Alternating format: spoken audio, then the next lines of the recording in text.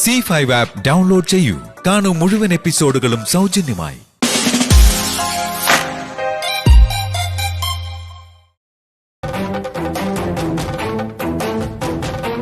അവനോട് ഒരു തെറ്റും ചെയ്തിട്ടില്ല ഞങ്ങൾ ഇതുവരെ. കാശ് തന്നിട്ടാണെങ്കിലും വിശന്ന് വരുമ്പോ അന്നം വിളമ്പി കൊടുത്തിട്ടേ ഉള്ളൂ. എന്നിട്ടും ഞങ്ങളുടെ കുടുംബം അവൻ തകർത്തു. അതിനും മാത്രം എന്ത് ദ്രോഹ മോളെ ഞങ്ങൾ അവനോട് ചെയ്തത്? നീ തന്നെ പറയും. ശാരദമ്മേ, അത് ഞാൻ... മോളെ, അവനുമായിട്ടുള്ള എല്ലാ ബന്ധവും വിട്ടേക്ക്. മോക്ക് അതാ ഇപ്പൊ നല്ലത്. കാണാൻ വെളുത്തിരിക്കുമെങ്കിലും അവനൊരു കരിമൂർഖനാ. വിഷം തുപ്പി പാവപ്പെട്ടവന്റെ ജീവിതം തകർക്കുന്ന കരിമൂർഖൻ.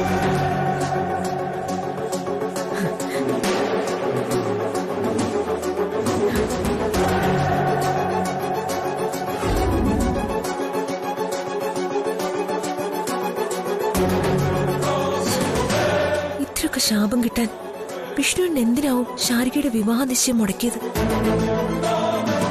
ഇനി ശാലിയുടെ വിവാഹ നിശ്ചയമാണ് നടക്കുന്നതെന്ന് കരുതി ചെയ്തതായിരിക്കോ?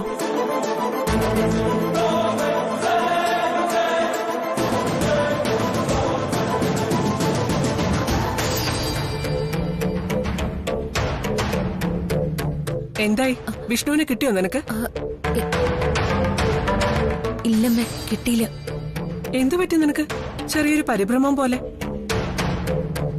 ഏയ്, ഒന്നുമില്ല. അമ്മയ്ക്ക് തോന്നുന്നതാ. അതല്ല, എന്തോ ഉണ്ട്. നീ ഫോണുമായിട്ട് പുറത്തേക്ക് വരുമ്പോ ഇങ്ങനെ ആയിരുന്നില്ലല്ലോ. പറ്റിയതെന്താന്ന് ഞാൻ പറയാം ആന്റി.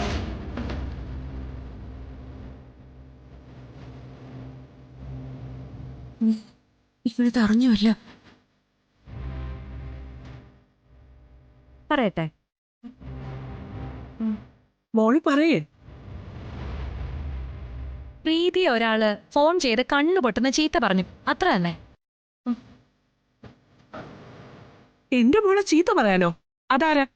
സോറി, പറഞ്ഞു വരുമ്പോ ആന്റിക്ക് വളരെ വേണ്ടപ്പെട്ട ഒരാളാണ് പ്രതി. ബ്ലൂ ഡയമണ്ട് ക്ലബിന്റെ കുക്കിംഗ് കോമ്പറ്റീഷനിൽ 11 ലക്ഷം രൂപയും ട്രോഫിയും കൂടെ എടുത്ത് ഒരാളുടെ കയ്യിലേക്ക് കൊടുത്തല്ലോ. ആ സ്ത്രീജന്മം തന്നെ. ശാരദയോ? അതെ, കുടുംബശ്രീ ശാരദ തന്നെ. നേരാണോ ഈ കേക്കുന്നേ? അത് എന്നോട് ചീത്തയൊന്നും പറഞ്ഞില്ല. നീ ശാരദയായിട്ട് ഇപ്പൊ സംസാരിച്ചോ? സംസാരിച്ചു. എന്താ സംസാരിച്ചത്? എന്താണെന്ന്? പെട്ടടി, പെട്ടു നീ. ഏട്ടന്റെ എല്ലാ അഴിഞ്ഞാട്ടങ്ങൾക്കും ചൂട്ടുപിടിച്ചു കൊടുത്ത ആളല്ലേ നീ. ഇന്നത്തോടെ നിന്റെ കഥ കഴിയും. അവരെന്താ പറഞ്ഞെന്നൊന്നും എനിക്ക് മനസ്സിലായില്ലമ്മേ.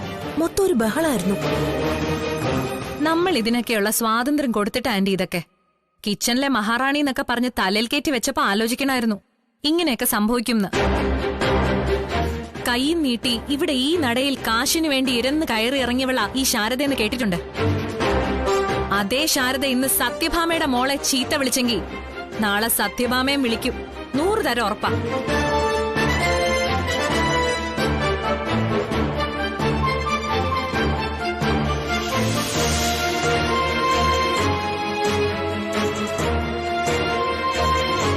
എന്റെ ശക്തമായ അഭിപ്രായത്തിൽ ഇതൊന്നും ഇങ്ങനെ വെച്ചോണ്ടിരിക്കാൻ പാടില്ലെന്നാ ഞാൻ പറയുന്നേ. കയ്യോടെ തന്നെ പറഞ്ഞ് കണക്ക് തീർക്കണം. ഇന്ന് നമ്മൾ ഇക്കാര്യത്തിൽ മിണ്ടാതിരുന്നാൽ നാളെ മറ്റുള്ളവർക്കതൊരു പ്രോത്സാഹനമാകും. പോരെങ്കിൽ ആന്റിയുടെ ബിസിനസ് എന്താന്ന് ഓർമ്മയുണ്ടല്ലോ. നാട്ടുകാർക്ക് നമ്മളോടുള്ള പേടിയില്ലാതായ കടം വാങ്ങിച്ച കാശ് ആരും തിരിച്ചു തരില്ല. ആയിരങ്ങളല്ല, ലക്ഷങ്ങളായി ഇറക്കിയിരിക്കുന്നതെന്ന് ഓർക്കണം. നാളെ മാർക്കറ്റിൽ പിരിവിന് ചെല്ലുമ്പോഴേ സത്യഭാമയുടെ മോനെ നോക്കി ആൾക്കാർ പരിഹസിച്ച് ചിരിച്ചാലോ? അത് സഹിക്കാനും ക്ഷമിക്കാനും പറ്റുമോ ആന്റിക്ക്?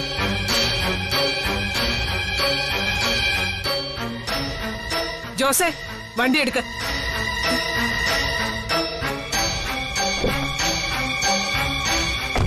പ്രീതി വാ, നമുക്ക് അങ്ങോട്ട് പോവാം. എങ്ങോട്ടമ്മേ? ശാരദയോട് എനിക്ക് ഇപ്പൊ തന്നെ ചോദിക്കണം, എന്തിനാ എന്റെ മകളെ ചീത്ത പറഞ്ഞെന്ന്. അതിന് ശാരദമ്മ എന്നെ ചീത്തയൊന്നും പറഞ്ഞില്ലമ്മേ. പറഞ്ഞില്ലെങ്കിൽ വേണ്ട. അവരെന്തിനു നിന്നെ ഫോൺ വിളിക്കണം? നീയും അവരുമായിട്ട് എന്തിടപാടാ ഉള്ളത്?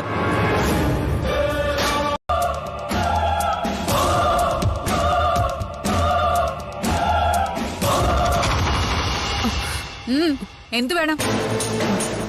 എനിക്ക് അല്പം ഒന്ന് സംസാരിക്കണം. എന്തിന്? തൽക്കാലം അതിന്റെ ആവശ്യമൊന്നുമില്ല. അത്രയ്ക്ക് ഗംഭീര ഞങ്ങൾക്ക് നിന്റെ വീട്ടിൽ നിന്ന് കിട്ടിയ സ്വീകരണം. അതെ അതെ, ചടങ്ങിന് വിളിച്ചു കയറ്റി എന്തായിരുന്നു അപമാനം. ഇനിയും മതിയായില്ലേ ഈ കുട്ടിക്ക്? ആരെ കൊല്ലിക്കാനാ ഇപ്പോഴത്തെ പുതിയ പുറപ്പാട്? ക്ഷമിക്കണം അമ്മാവ, മാപ്പാക്കണം എന്നോട്.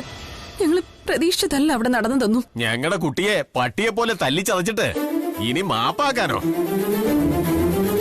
ഒരു കോളേജ് ലെക്ചറർ അവൻ നിങ്ങളോടൊക്കെ എന്ത് തെറ്റാ ചെയ്തത്? ആദ്യം അത് പറയും. തെറ്റിയത് നമ്മളാ കൃഷ്ണൻകുട്ടി ചേട്ടാ. അർഹതയില്ലാത്തവർക്ക് അമൂല്യമായത് കൊണ്ടുകൊടുക്കാൻ പോയി. അതെ, UGC സ്കെയിലിൽ ലക്ഷത്തിൽ കൂടുതൽ ശമ്പളം വാങ്ങുന്നവനാ എന്റെ മകൻ. നിന്റെ ചേച്ചിയേക്കാൾ പഠിപ്പും പത്രാസും പകിട്ടുമുള്ള പെണ്ണുങ്ങളെ ക്യൂ നിൽക്കും അവനെ കെട്ടാൻ. മറിച്ച് നിന്റെ ചേച്ചിക്ക് എന്ത് യോഗ്യതയാടിയുള്ളത്?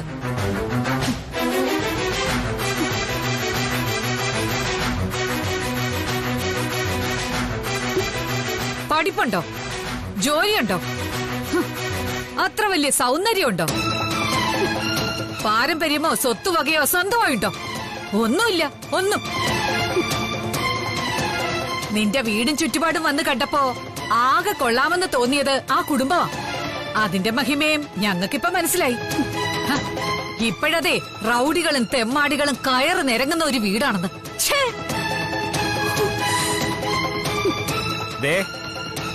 ആ ആലോചനയെ അവിടെയുള്ള എല്ലാ ആൾക്കാരുമായിട്ടുള്ള സമ്പർക്കവും ഞങ്ങൾ അവസാനിപ്പിച്ചു കഴിഞ്ഞു.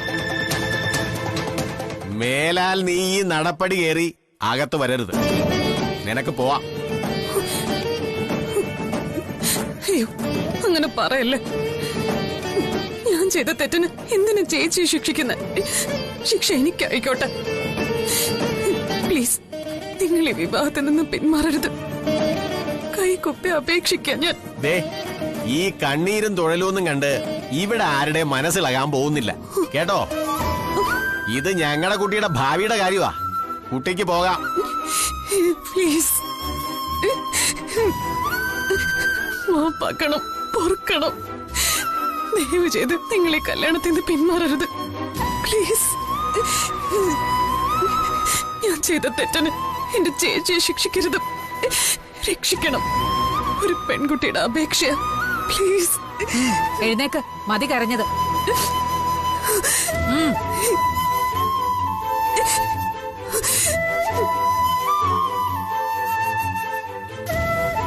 നിശ്ചയം വരെ എത്തിയതല്ലേ.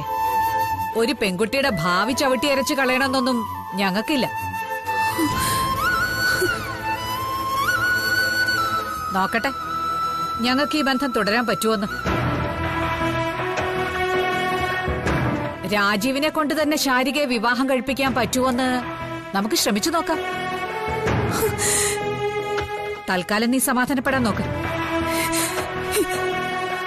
ഒരുപാട് നന്ദിയുണ്ട് വിജയമ്മേ. നിങ്ങൾക്കിപ്പോ എന്റെ മനസ്സിൽ ദൈവത്തിന്റെ സ്ഥാനം. അയ്യോ, അതൊന്നും വേണ്ട. രാജീവിന് ശാരികയെ അത്രയ്ക്ക് ഇഷ്ടപ്പെട്ടു പോയതുകൊണ്ടും നീ ഇത്രയ്ക്ക് കരഞ്ഞു പറഞ്ഞതുകൊണ്ടുമാണെന്ന് കൂട്ടിക്കോ. പക്ഷേ ഒരു ഉപാധിയുടെ മേൽ മാത്രമേ ഈ ബന്ധം തുടരാൻ ഞങ്ങൾ സമ്മതിക്കൂ. ശാരികയുടെയും രാജീവിന്റെയും കല്യാണത്തിന് മുമ്പ് നിന്റെ കല്യാണം കഴിയണം. എന്താ, നടത്താൻ പറ്റുമോ? വിജയമ്മ? അതെ, വിജയമ്മ തന്നെ. പെണ്ണിനൊരു ചീത്തപ്പേരുണ്ടായാ അതങ്ങനെ തന്നെ കിടക്കും ശാലിനി. ആദ്യം നീ നിന്റെ പേരിലുണ്ടായ ആ ചീത്തപ്പേര് മാറ്റിയെടുക്കും.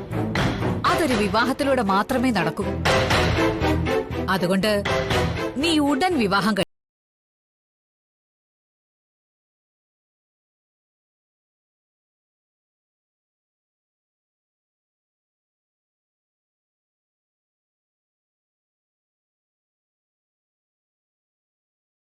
ശാലിനിയുടെ കല്യാണ നിശ്ചയമാണെന്ന് കരുതി ഏട്ടൻ ചെയ്തു കൂട്ടിയത് എന്താണെന്ന് വല്ല ബോധമുണ്ടോ? ഞാൻ പിന്നെ എന്താണ് ചെയ്യണ്ടേ? ശാലിനിയുടെ കല്യാണ നിശ്ചയം പറഞ്ഞിട്ട് കൈ കിട്ടി നോക്കിക്കണോ?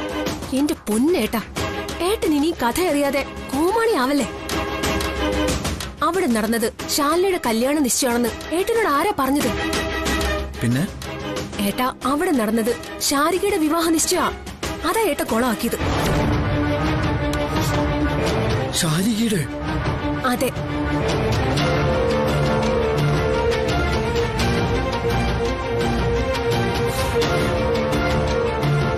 എന്റെ ദൈവമേ.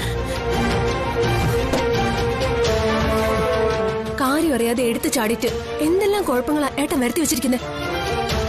ശാരികയുടെ നിശ്ചയം മുടക്കി. നിശ്ചയമല്ല, കല്യാണം വരെ. നാട്ടുകാരുടെ മുന്നിൽ വെച്ച് ചെകിട്ട് തടി കൊണ്ട ആ ചെറുക്കൻ ഇനി ആ വഴി തിരിഞ്ഞു നോക്കുന്നു തോന്നുന്നുണ്ടോ? അവൻ തയ്യാറാണെങ്കിൽ തന്നെ അമ്മയും ബന്ധുക്കളും സമ്മതിക്കൂ? ശാലിനിയായിട്ടുള്ള ബന്ധം ഏട്ടൻ അവിടെ വിളിച്ചു കൂവിയതല്ലേ? ഒരുമിച്ച് യാത്ര ചെയ്തെന്നും ഒരു രാത്രി ഒരുമിച്ചൊരു ഹോട്ടൽ മുറിയിൽ തങ്ങി നോക്കെ. അതിനിടയിൽ ഒന്നും സംഭവിച്ചിട്ടില്ലെന്ന് നിങ്ങൾക്ക് മാത്രമല്ലേ അറിയൂ? എന്ത് പ്രണയത്തിന്റെ കഥ പറഞ്ഞാലും വിവാഹത്തിന് മുൻപ് അന്യ പുരുഷന്റെ കൂടെ ഒരു മുറിയിൽ താമസിച്ചു എന്നൊക്കെ പറഞ്ഞ പെണ്ണിനെ മറ്റൊരു കണ്ണുകൊണ്ടേ മറ്റുള്ളവർ കാണൂ. എന്തിനാ മറ്റുള്ളവര്? സ്വന്തം അമ്മ പോലും സംശയിച്ചു. പിന്നെ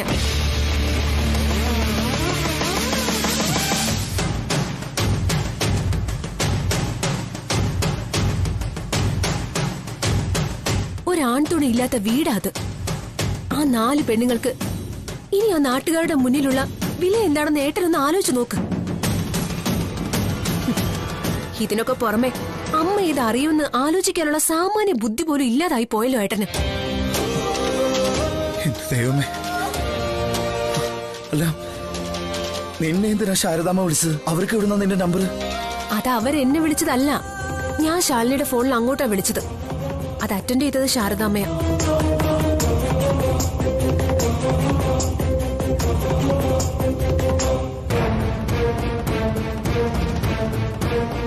ഏട്ടനെ എത്ര വട്ടം വിളിച്ചു ഞാൻ.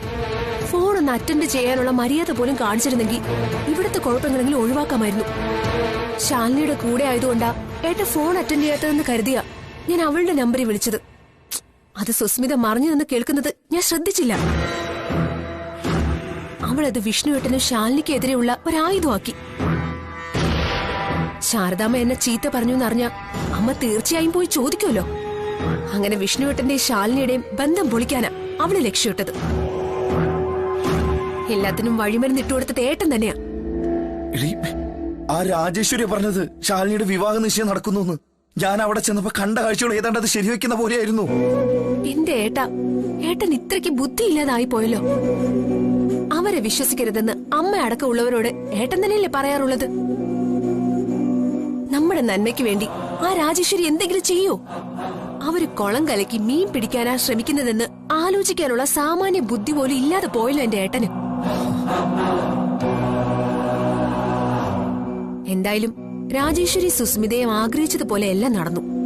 കോളേജ് ലെക്ചററുമായുള്ള ശാരികയുടെ കല്യാണം മുടക്കണമെന്നും ശാരദാമ്മയും കുടുംബത്തെയും നാണം കെടുത്തണമെന്നും ആയിരുന്നു രാജേശ്വരിക്ക്. വിഷ്ണുവേട്ടനെ ശാലിനെ തമ്മിൽ അകറ്റണമെന്ന് സുസ്മിതയ്ക്കും.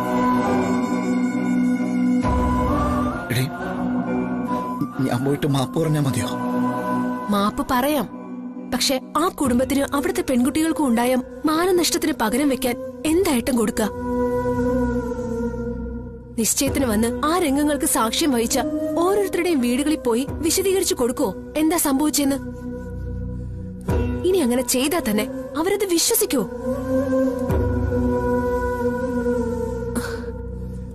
ഒരു പെൺകുട്ടിയുടെ കാഴ്ചപ്പാടി നോക്കുമ്പോ പൊറുക്കാനാവാത്ത തെറ്റാ ഏട്ടൻ ചെയ്തത്. പെണ്ണിന്റെ പേരിൽ ഉണ്ടാവുന്ന കളങ്കം എരിഞ്ഞു തീരുന്നത് അവളുടെ ചിതയിൽ മാത്രമാ.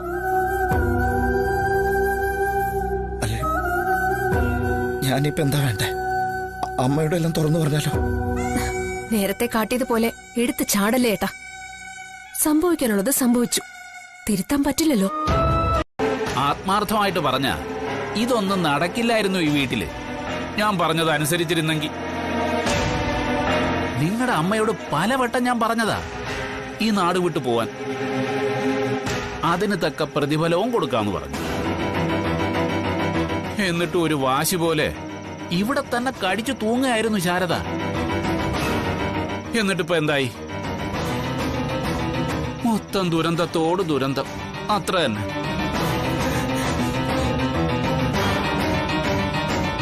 അതുകൊണ്ട് ഇനിയെങ്കിലും നിങ്ങൾ രണ്ടുപേരും കൂടി ശാരദയെ പറഞ്ഞൊന്ന് മനസ്സിലാക്ക്. ഇവിടം വിട്ടു പോകുന്നതാ നല്ലതെന്ന്. സംശയിക്കരുത്, നിങ്ങളുടെയൊക്കെ ജീവിതത്തിന്റെ നന്മയ്ക്ക് വേണ്ടിയാ ഞാനിതൊക്കെ പറയുന്നത്. അങ്ങനെ ഒരു ലക്ഷ്യമില്ലായിരുന്നെങ്കിൽ ആ 30 പവൻ സ്വർണം നിന്റെ കല്യാണ നിശ്ചയത്തിന് കൊണ്ടുവന്ന് തരേണ്ട വല്ല കാര്യം ഉണ്ടായിരുന്നോ? ഇല്ലല്ലോ. അപ്പോ നിങ്ങൾ ഈ അച്ഛന്റെ ആത്മാർത്ഥത മനസ്സിലാക്ക്. ഞാൻ എപ്പോഴും മനസ്സുകൊണ്ട് നിങ്ങളുടെ സൈഡാ. ഇനിയിപ്പോ വേണമെങ്കിൽ രാജേശ്വരി ഇവിടെ വന്ന് വാങ്ങിച്ചോണ്ട് പോയ സ്വർണവും തിരിച്ചു വാങ്ങി തരാൻ ഞാൻ. അതും വാങ്ങിച്ച് ഈ നശിച്ച നാടും വിട്ട് അമ്മയും കൊണ്ട് മക്കൾ എവിടെയെങ്കിലും പോയി രക്ഷപ്പെട്. അല്ല, ശാലിനി എവിടെയാണെന്നൊക്കെ നമുക്ക് സാവകാശം കണ്ടുപിടിക്കാം. ഇപ്പം നിങ്ങൾക്ക് നിങ്ങളുടെ കാര്യം. എന്ത് പറയുന്നു എന്റെ പൊന്നുമക്കള്? പറച്ചിലല്ല ഇനിയുള്ളത്, പ്രവർത്തിക്കല. നല്ല ചൂല് കൊണ്ടുള്ള പ്രവർത്തിക്കല.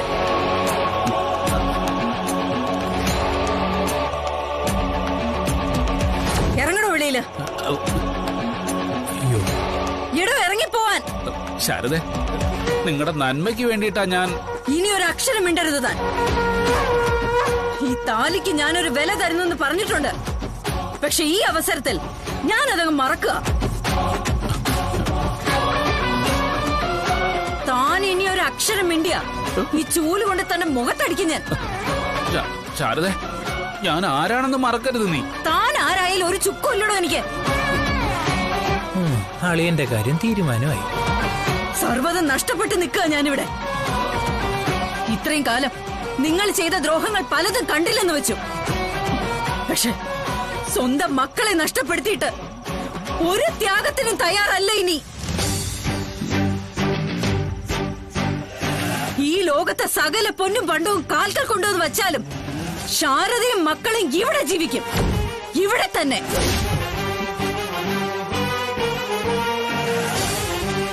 ശാരദേ, ഇറങ്ങി പോ പറഞ്ഞില്ലേ? എടോ, ഇറങ്ങാൻ.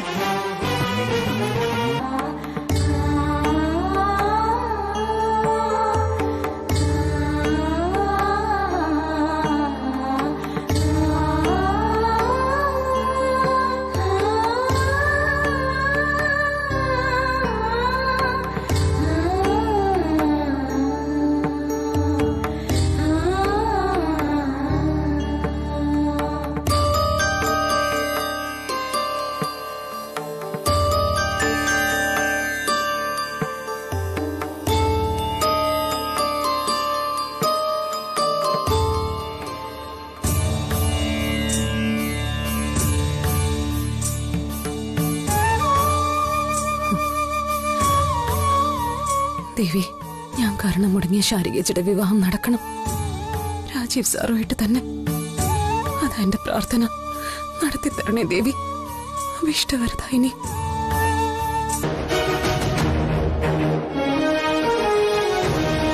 എന്താ നിനക്ക് വേണ്ടത്? അങ്ങോട്ട് പുറത്തിറങ്ങി നിൽക്ക. ഞാൻ പറഞ്ഞത് കേട്ടില്ലേ? പുറത്തിറങ്ങി നിൽക്കാൻ. ഇറങ്ങണ പുറത്ത്.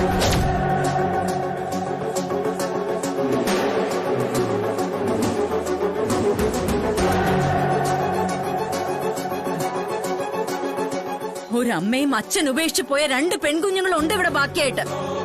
അവരുടെ മാനം നീ തുലച്ചു.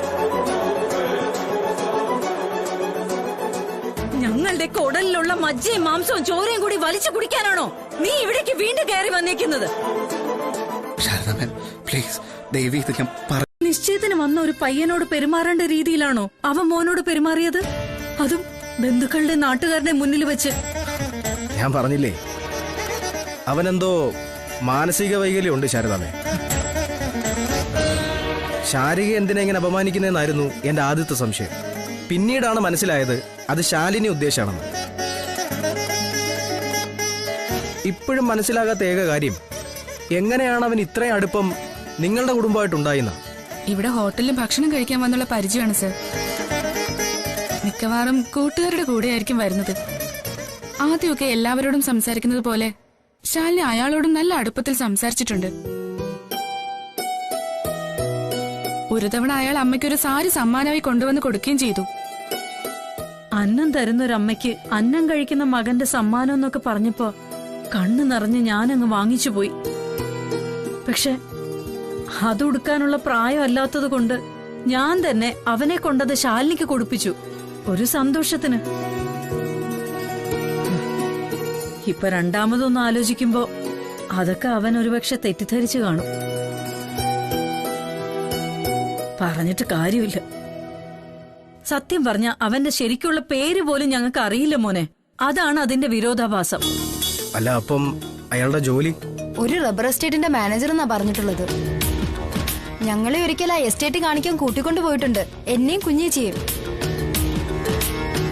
അന്ന് പക്ഷെ നല്ല സ്വഭാവമായിരുന്നു, ഒരു കുഴപ്പവും കാണിച്ചിട്ടില്ല ഞങ്ങൾ ആരോടും. അതൊക്കെ ഇത്രക്കാരുടെ ഒരു നമ്പർ ആയിരിക്കുന്നേ. ഞാൻ ആലോചിക്കുന്ന അതല്ല, ഇത്രയൊക്കെ ഇവിടെ ചെയ്തു കൂട്ടാൻ അവൻ എങ്ങനെ ഇത്ര ധൈര്യം വന്നെന്ന്. ബ്ലേഡ് സത്യഭാമയുടെ വീട്ടിലെ ജോലികളെല്ലാം ഏറ്റെടുത്ത് ചെയ്യുന്നത് അവനും കൂട്ടുകാരും കൂടെയാണെന്ന്. അപ്പൊ പിന്നെ സത്യഭാമയുടെ ബലത്തിലാവും അവന്റെ കളി, അല്ലാതെ വേറെ വഴിയൊന്നും കാണുന്നില്ല. അല്ല, അപ്പൊ ഈ സത്യഭാമയ്ക്ക് അറിയോ ഈ കാര്യങ്ങളൊക്കെ? ആ, സത്യഭാമയുടെ ഇക്കാര്യം സംസാരിച്ചെങ്കിലേ അവർക്ക് ആളെ ശരിക്കും അങ്ങോട്ട് പിടികിട്ടിയിട്ടില്ല. ആളെ കണ്ടുപിടിക്കാൻ അവരുടെ മോനെ ചുമതലപ്പെടുത്തിയിട്ടുണ്ട്. അയാള് കണ്ടുപിടിക്കുമായിരിക്കും. ഓ, അല്ലെങ്കിൽ ഇനിയിപ്പം കണ്ടുപിടിച്ചിട്ട് എന്തെടുക്കാനാ? പോയ മാനം തിരിച്ചു കിട്ടൂ? ഇല്ലല്ലോ. ആരുടെ മാനം പോയിട്ടൊന്നുമില്ല ശാരദാമ്മേ. നമുക്ക് ആളെ കണ്ടുപിടിക്കാന്നേ. എന്നിട്ട് അവന്റെ അസുഖം എന്താണെന്ന് മനസ്സിലാക്കി കൃത്യമായിട്ടുള്ള ചികിത്സയും കൊടുത്ത് കളയാം. പോലീസ് നിയമമൊക്കെ ഉണ്ടല്ലോ നമുക്ക് ഈ നാട്ടില്. സോറി ശാലിനി, ഞാൻ സോറി അല്ലേ? താൻ കാണിച്ചു കൂട്ടിയ കോപ്രായങ്ങൾക്ക് മുഴുവൻ ന്യായീകരണമാണല്ലോ ഈ സോറി. ഒറ്റ വാക്ക്, പക്ഷെ ഒറ്റ നിമിഷം കൊണ്ട് എന്തൊക്കെയാണ് താൻ തകർത്തെന്ന് അറിയോ തനിക്ക്?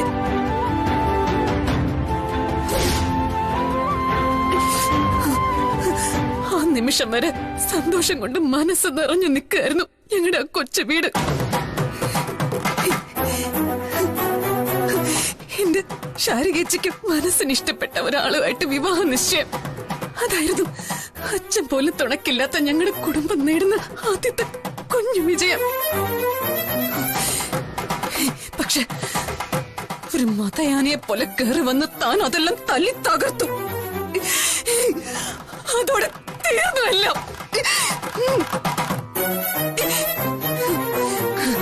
ഇനി തന്നോട് എനിക്ക് ഒറ്റ ചോദ്യമേ ചോദിക്കാനുള്ളൂ. തനിക്ക് എന്റെ ശാരികേച്ചിയുടെ മുടങ്ങിപ്പോയ കല്യാണം നടത്താൻ പറ്റുമോ? എന്നിട്ട് മതി തന്റെ ഈ സോറിയൊക്കെ.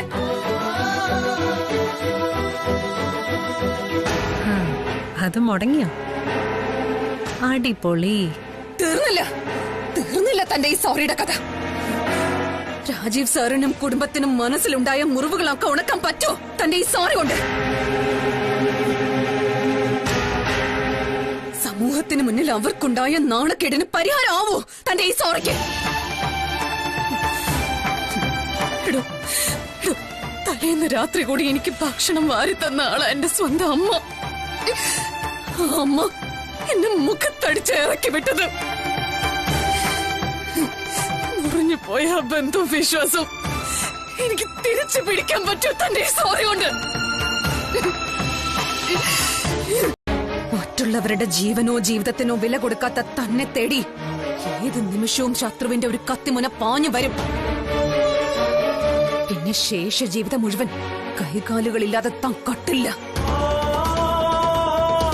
അങ്ങനെയുള്ള തന്റെ കൂടെ ജീവിക്കാൻ തയ്യാറാവില്ല ഒരു സ്ത്രീയും. ഞാനും അങ്ങനെ തന്നെ.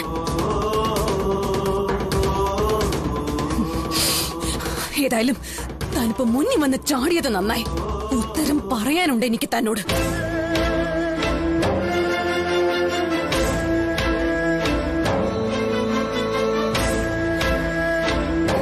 താജ്മഹല് തനിക്ക് സമ്മാനമായിട്ട് തന്നതേ ആ ശില്പം തനിക്ക് ഇഷ്ടമായെന്ന് കരുതിയിട്ടാ. അത് എന്റെ അനിയത്തിയുടെ ഐഡിയ ആയിരുന്നു, എന്റേതല്ല.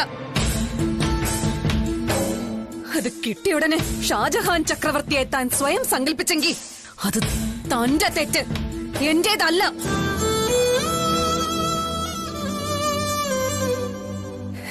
എന്ന് പറഞ്ഞ തന്റെ മുംതാസ് ആവാൻ ഈ ശാലിനെ കിട്ടില്ല എന്നർത്ഥം.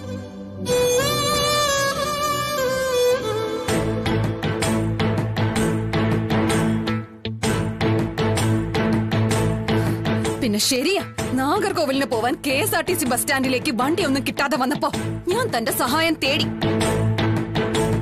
എങ്ങനെയെങ്കിലും അന്ന് നാഗർകോവിലിൽ എത്തുക മാത്രമായിരുന്നു എന്റെ ഉദ്ദേശം. അല്ലാതെ പ്രണയം നിറഞ്ഞു കവിഞ്ഞ് തന്റെ സാമീപ്യം കൊതിച്ചിട്ടല്ല. ട്രെയിൻ പിടിക്കാനും ട്രാവൽ കമ്പനിയുടെ ബസ് കിട്ടാനും ഒക്കെ ഉത്സാഹിച്ചതേ താനാ.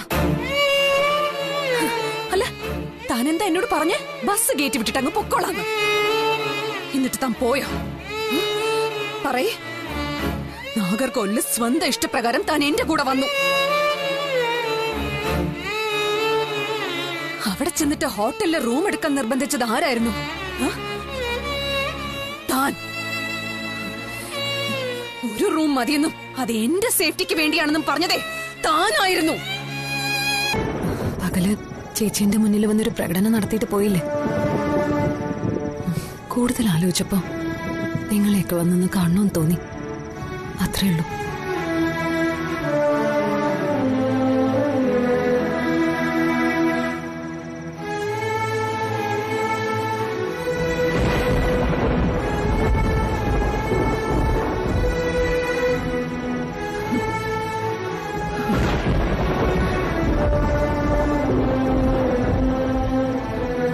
നീ വാ ചേച്ചി.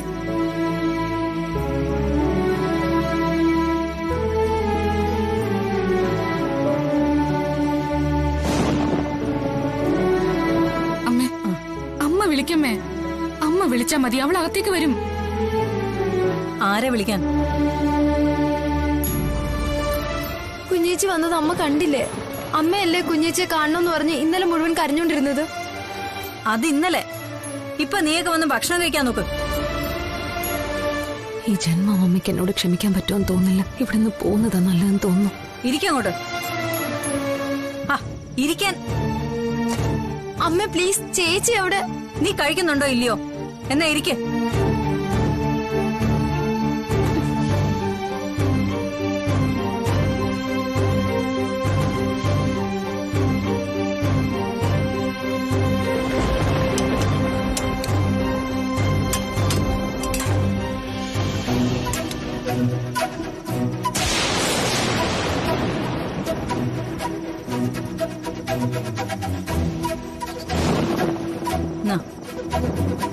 വേണയും കൊണ്ട് കൊടുക്ക്, കഴിക്കട്ടെ.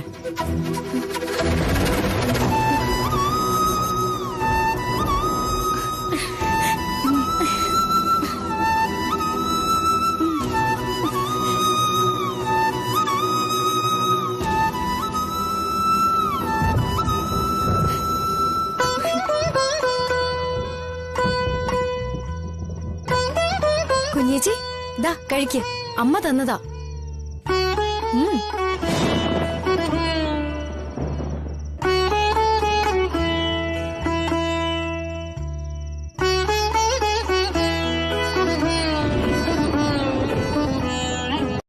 ഡൗൺലോഡ് ചെയ്യൂ C5 ആപ്പ്. കാണൂ എല്ലാ എപ്പിസോഡുകളും സൗജന്യമായി.